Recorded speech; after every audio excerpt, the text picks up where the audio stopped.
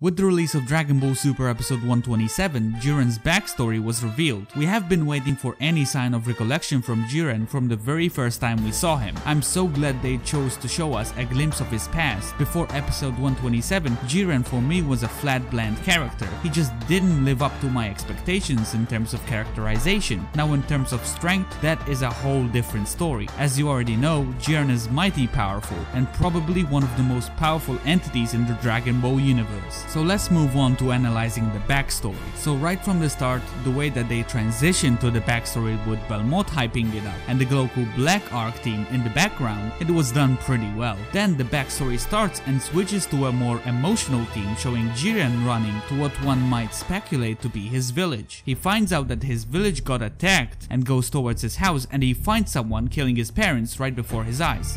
Now as of this moment, we do not know who this guy is. We do not even know if he's still alive. However, if he is, I'm sure that in the future they will expand on that. But more on that later on in the video. So, Jiren in shock panics and starts screaming and was seemingly rescued by the man who would become his teacher. Basically, for months, maybe even years, Jiren trained with his teacher, which his name is also unknown, to master further strength and to find the right path. So I figured that since Jiren's parents were assassinated, Jiren was filled with hatred in his heart, and I guess this teacher helped him to find the right way in life, maybe even into forgiving him, the one that killed his parents. However, he was still training him just in case to avoid something like that to happen again. During his journey throughout training, he gained new companions and probably bonded with them and treated them like family.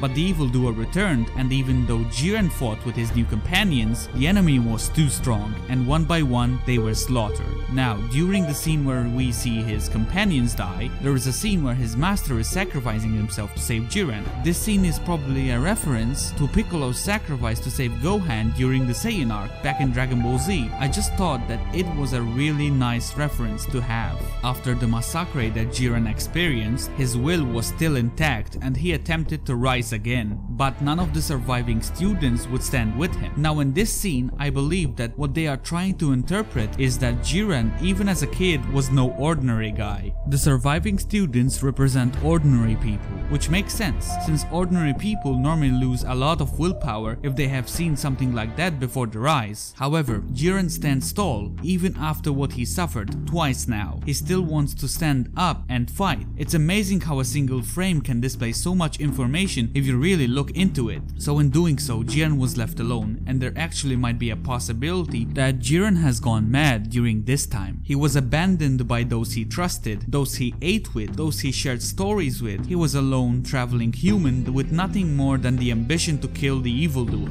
This is the time he realized that trust is worthless. He also realized that strength is justice, strength is absolute, and that is how Jiren got to being basically a juggernaut. I gotta say, even though the backstory turned out to be quite short, and you can even say to a certain extent simple, but if you really look into it, there is quite the amount of material to bring out from it. Jiren's current mentality basically is that the more he wins, the more companions he acquires. I'm pretty sure what will happen in the end of the tournament is that when Jiren finally loses to Goku, he will think that he lost everything he had built up to that moment, but in reality all of Universe 11 will show the respect to Jiren, which basically sets him back to where he is kind of sane again. Next up, we are going to explore deeper into his backstory and see if there might be something related to it in the future of Dragon Ball. But first, if you want more Dragon Ball content, please don't forget to subscribe and enable notifications. So with Jiren's backstory explained, him being one of the strongest characters in the Dragon Ball universe and Dragon Ball Super ending in 4 episodes, we can say that despite Super is going to end, Jiren will not go away. In fact, I'm pretty sure that they will expand more on the character if there ever will be a series after Super, or even in the movie that is premiering later this year in December. The backstory of Jiren's character is still open for new development. We don't know for certain if Jiren killed the evildoer, so we can definitely see something like Jiren joining forces with Goku and Vegeta to take him down. This is presuming that he is God tier, maybe even more since Jiren alone is God level. It is definitely something that I will be interested to see. After seeing them duke it out against each other, it would be quite the sight to see what they can do fighting together. better. Having said all these things about the flashback, I still think that it was done in a rushed way. They would have done maybe a whole episode dedicated to it alone, maybe even 2. Then again, they could still be saving it up for something special later on, in a form of special or something. So my final opinions on Jiren's character in retrospect to the flashback are that he is definitely a more solid and better structured character than before the flashback. Now that we know some of his past, we can see conviction and more depth in Jiren's character, which is a major plus to any character in a show. Nobody likes a bland character with no actual beliefs and reasons to do something. So I do in fact think that they have done a solid thing with Jiren's character